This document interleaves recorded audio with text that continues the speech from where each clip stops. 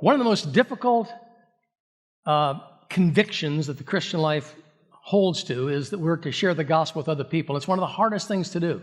Most of us are a little bit concerned about what the other person's questions might be and how can we answer their questions. And yet we're living in an extremely difficult time right now, a very dark time. And people really do, and we'll see here in just a moment as we look at this particular text, people are longing for something. They don't always know what they're longing for, but we can certainly help them out.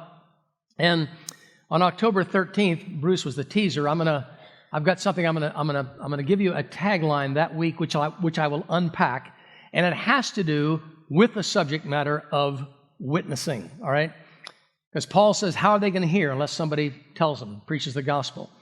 But here's one of the problems. Again, people are afraid that they won't have an answer to questions that people ask.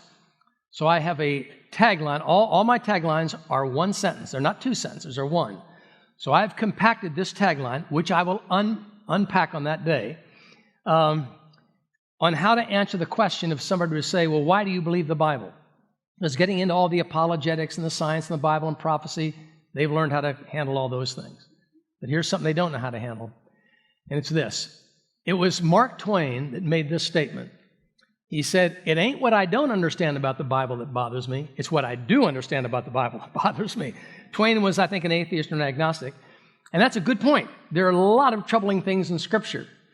But I'm going to turn that on its head and say, as a believer, it's what I do understand about the Bible that convinces me that what I don't understand about the Bible has a plausible explanation. And that's what we'll unpack in 2 weeks.